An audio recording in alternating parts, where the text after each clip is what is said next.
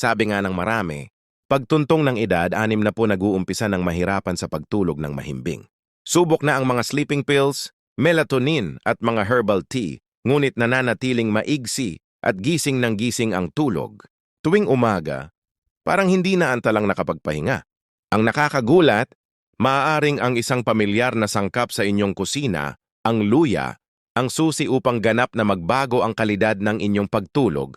Hindi lamang pampasarap ng pagkain ang luya sa loob ng daan-daang taon, ginamit ito bilang natural na gamot upang magpainit ng katawan, magparelax ng nerbiyos at magpasigla ng daloy ng dugo. Mga bagay na kailangan upang mahimbing kang makatulog ng walang gamot. Ngayon, kinikilala rin ng siyensa na ang luya ay may mga compound na nakapagpapababa ng pamamaga, nagpapatag ng tibok ng puso at nagre-regula ng nerve activity kaya natural. Itong nagpapaganda ng tulog. Sa videong ito, ibabahagi ko sa inyo ang 3 simpleng paraan kung paano gamitin ang luya sa bahay upang mapabuti ang inyong tulog. Madaling gawin, ligtas at epektibo ang lahat. Partikular na ang unang paraan ay maaaring magdulot ng kapansin-pansing pagbabago sa loob lamang ng ilang araw. Kung mahalaga sa inyo ang pagtulog, panoorin ang buong video upang hindi malampasan ang pinakamahalagang bahagi. Bago natin talakayin ang 3 paraan ng paggamit ng luya para sa mas mahimbing na tulog, pag-usapan muna natin kung paano gumagana ang luya bilang natural na pantulong sa pagtulog para sa mga senior at kung bakit ang isang maliit na piraso ng luya lang ay makapagpaparelax ng inyong katawan at isipan papunta sa isang payapang gabi.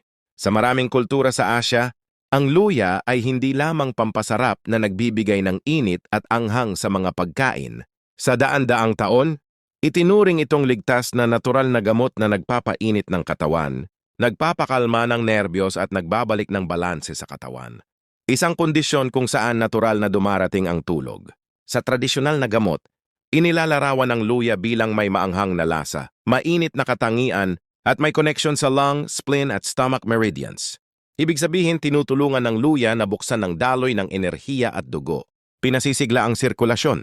Sinusuportahan ang digestion. Pinapainit ang tiyan, binabawasan ng kabag at nililinaw ang daanan ng hangin. Noon karaniwang ginagamit ang luya para maibsan ang sipon, pangalis ng lamig, pampabawas ng ubo, at pampaginhawa ng plema. Kapag bumuti ang daloy ng dugo at relax ang nervous system, natural na papasok ang katawan sa malalim na pagtulog. Kaya nga, sa maraming herbal remedy, ang pagdagdag lang ng ilang hiwa ng sariwang luya ay nakakatulong upang manatiling mainit ang katawan magdamag, maging matatag ang tibok ng puso at suportahan ang pagtulog. Kinikilala rin ng makabagong siyensa ang mga obserbasyong ito. Maraming pag-aaral ang nagpapakita na ang luya ay naglalaman ng 2 pangunahing bioactive compound, ang gingerol at shoga oil. Ang gingerol lalo na, ang 6-gingerol ay may malakas na anti-inflammatory effect. Nakapagpapababa ng pamamaga at nakapagpapasigla ng daloy ng dugo sa mga gilid ng katawan. Ang shoga oil na nabubuo kapag tuyo o luto na ang luya ay kilala sa kakayahan nitong magpakalma at bilang antioxidant na nakakapag-relax sa sobrang aktibong central nervous system. Isang pag-aaral na inilathala sa Journal of Ethnopharmacology ang nakatuklas na maaari ming makatulong ang gingerol at shogaol na i-regulate ang cortisol, ang stress hormone at sa gayon ay masuportahan ang pagpasok ng katawan sa isang nakakapagpahing estado. Bukod dito, maaaring pasiglahin ng luya ang produksyon ng serotonin, isang neurotransmitter, na may mahalagang papel sa pag-regulate ng sleep-wake cycle. Ilan sa maliliit na clinical trial ay napansin din na kapag uminom ng mainit na ginger tea sa gabi, mas mainit ang pakiramdam. Hindi na gaanong malamig ang mga kamay at paa.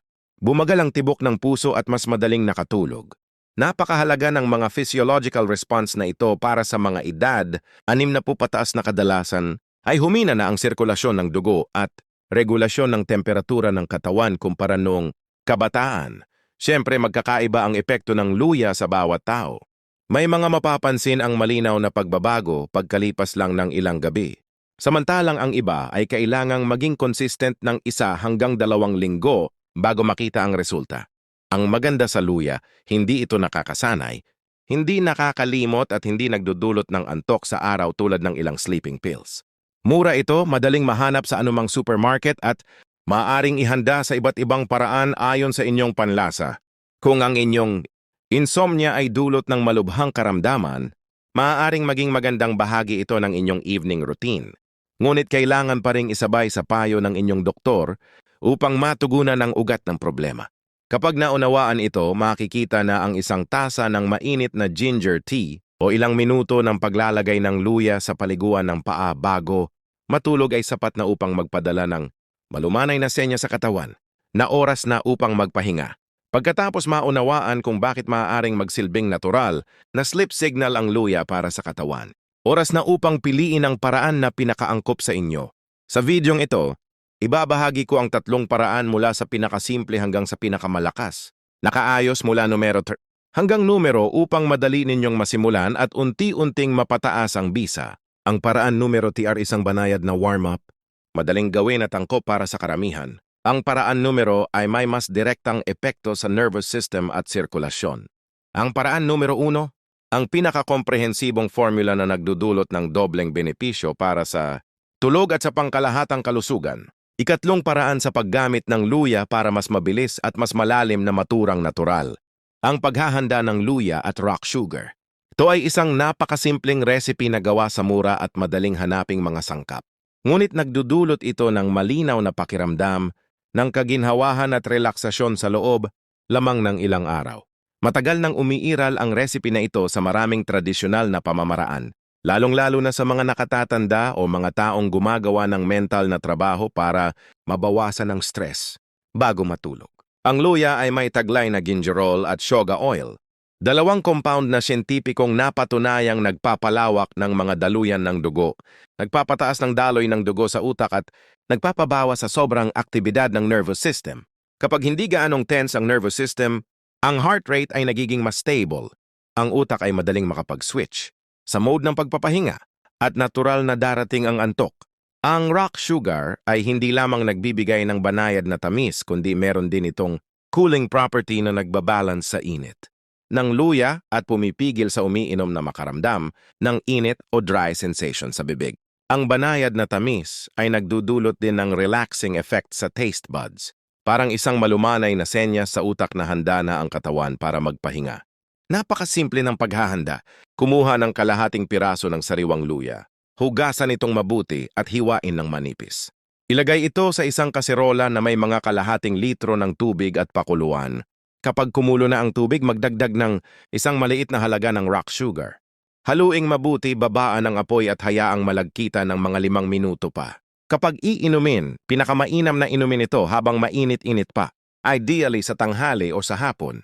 Sa ganitong paraan, mapananatili ang warming effect sa katawan habang nire-relax ang isipan. Ngunit tandaan na huwag itong inumin ng masyadong malapit sa oras ng pagtulog upang maiwasan ang pagkabusog. Ilang araw lamang ng paggamit at mapapansin mong mas magaan ang pakiramdam ng iyong katawan, mas payapa ang iyong isipan, at sa gabi ay mas mabilis at mas malalim na ang iyong pagtulog. Kung nanonood ka pa rin ng video na ito at nakakatulong sa iyo ang mga impormasyong ito, paki-comment ng numero 3 sa ibaba para malaman kung nandito ka. At kung hindi ka pa nakasubscribe, hinire-recommend kong mag-subscribe ka at i-on ang bell notification para hindi mo makaligtaan ang mga susunod na videos. Ang iyong suporta ay tumutulong sa amin na makagawa pa ng magagandang content para sao. Ngayon magpatuloy tayo. Pamamaraan 2 para mapabuti ang kalidad ng tulog gamit ang luya. Ang paglalagay ng paa sa tubig na may luya at asin. Matapos nating malaman ang ikatlong pamamaraan, isang simpleng inumin na nagpapainit ng katawan mula sa loob, magtungo naman tayo ngayon sa isang paraan na mas malakas ang epekto at hindi na kailangang uminom kahit isang patak. Ito ay isang pamamaraan na ginagawa ng maraming nakatatanda tuwing gabi dahil ito ay kaaya-aya. Nakakatulong para makarelax ng malalim bago matulog at lalong pinakikinabangan ang kakayahan ng balat na sumipsip ng mga aktibong sangkap ng luya diretso sa peripheral circulation. Hindi lamang sa pag-inom makukuha ang benepisyo ng luya. Maanitayan itong makatulong sa pagtulog sa pamamagitan ng direktang pagganap sa mga paa kung saan ang dose-dose ng pressure points ay konektado sa puso, utak at nervous system. Kapag inilagay mo ang iyong mga paa sa maligamgam na tubig na may luya at hinaluan ng asin, ang mga daluyang dugo sa paa ay lumalawak at napapabuti ang sirkulasyon ng dugo. Ang mahusay na Sirkulasyong ito ay nakakabawas sa pagod ng puso. Nakakatulong para makatanggap ang utak ng sapat na oxygen at nutrients at na-activate ang parasympathetic nervous system. Ang kalagayan kung saan ang katawan ay pinakahanda na para makatulog. Dagdag pa rito ang asin sa preparasyong ito ay nakakatulong para mapalakas ang painit na epekto habang nagbibigay rin ng banayad na antibacterial at anti-inflammatory na suporta para sa mga paa. Para sa mga madalas maginawang paa, manhid o nahihirapang makatulog dahil sa mahinang sirkulasyon ng dugo, ang pamamaraang ito ay tunay na isang home relaxation therapy. Ang paghahanda ay napakasimple. Kumuha nga lang ariwang luya. Hugasan itong mabuti at uhin madaling malusaw ang mga aktibong sangkap. Maghanda ng isang palangganaan ng maligamgam na tubig na nasa pagitan ng 40 degrees Celsius at 45 degrees Celsius. Idag ang luya at isang kutsaritang asin at haluing mabuti.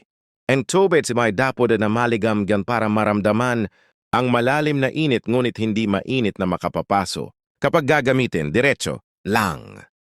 Ilagay ang mga paa sa loob ng mga 20 minuto bago matulog.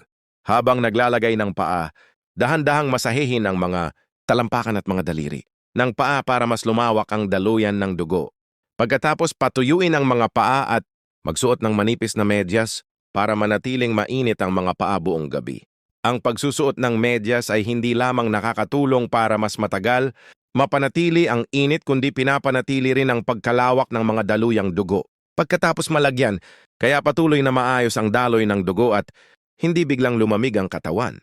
Ang mainit na paa ay nakakatulong para lalong makarelax ang mga nerbiyos at mas mabilis na darating ang antok. Sa loob lamang ng ilang magkakasunod na gabi ng paggawa nito, mararamdaman mo na mas relax ka, mas mahimbing ang tulog at magigising kang magaan. Ang pakiramdam at mainit ang kamay at paa. Mayroong ilang mahahalagang paalala na dapat tandaan kapag naglalagay ng paa.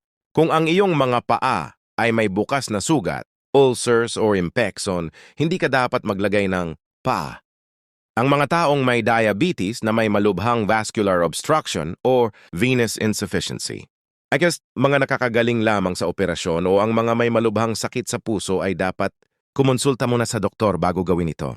Gayun din kapag ikaw ay may mataas na lagnat, kakakainom lamang ng alak o sobrang pagod, dapat iwasan ang paglalagay ng paa.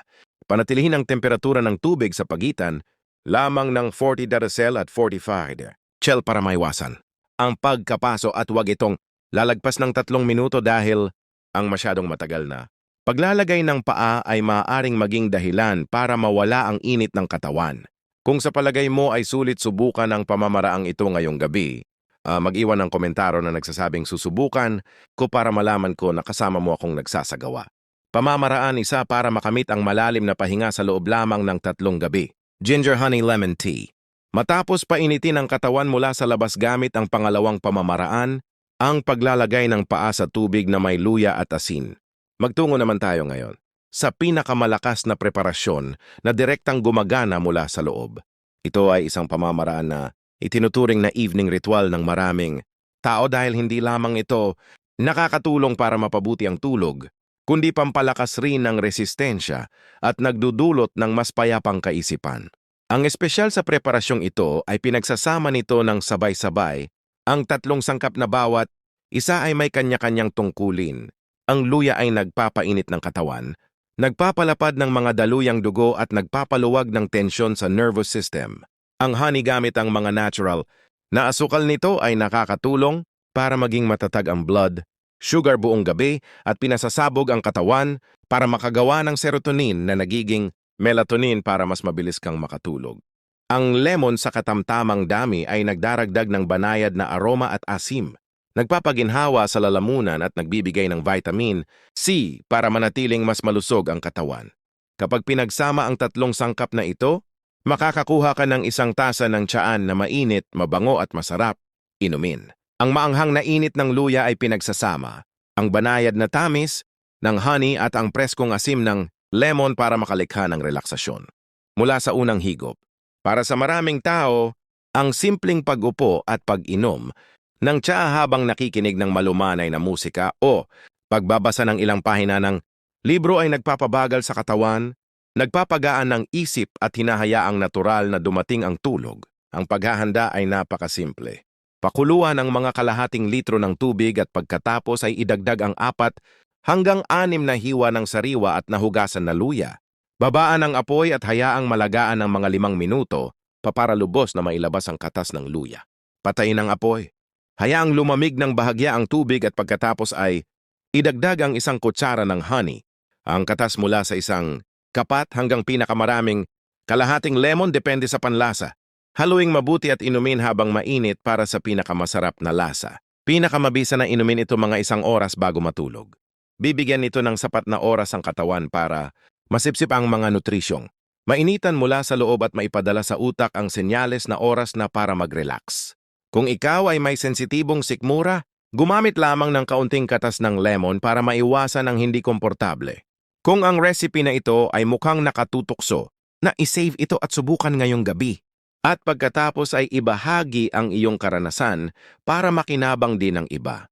Mahahalagang paalala sa kaligtasan at mga pag-iingat sa paggamit ng luya para sa pagtulog.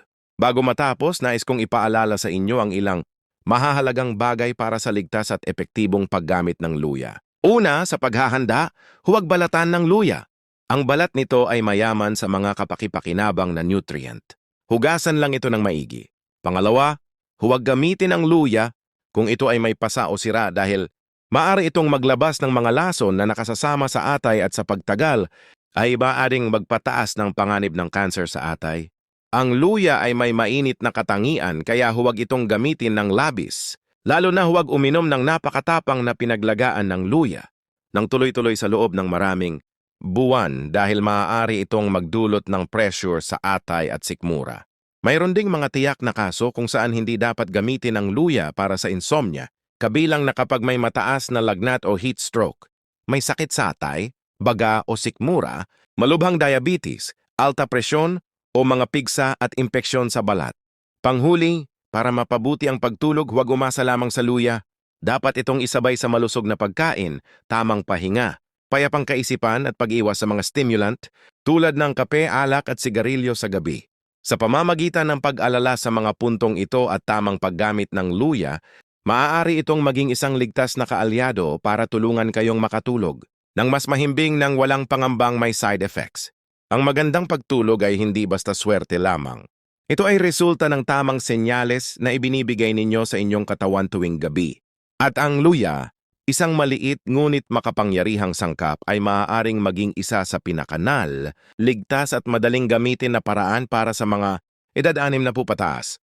Ngayon, ibinahagi ko sa inyo ang 3 paraan ng paggamit ng luya. Ang pag-inom nito ng dahan-dahan kasama ng pulot na batong asukal. Ang pagpaparelax sa pamamagitan ng paglalambot ng at ang pag-inom ng isang mainit na tasa ng luya, honey at lemon tea. Bawat paraan ay may kani-kanyang benepisyo na ayon sa iba't ibang gawi at kalagayan ng kalusugan. Hindi ninyo kailangang gawin ang lahat ng ito ng sabay-sabay. Pumili lamang ng isang paraan na pinakamadali para sa inyo. Subukan ninyo ngayong gabi at pansinin kung ano ang pakiramdam ng inyong katawan kinabukasan ng umaga. Kung napansin ninyong mas mahimbing ang inyong tulog at mas payapa ang pakiramdam, mag-iwan ng komento para ibahagi ang inyong karanasan sa lahat. Kung may kilala kayong naghahanap ng paraan para makatulog ng mas mabuti, ngunit hindi pa alam ang tungkol sa luya, ay padala ninyo sa kanila ang video na ito. Minsan, isang maliit na tip ang makakatulong sa kanila para mapabuti ang kanilang pagtulog. At huwag kalimutang mag-subscribe sa channel at i-on ang notification bell para hindi makaligtaan ng iba pang natural, simple, ngunit pang matagalang solusyon para sa kalusugan at pagtulog.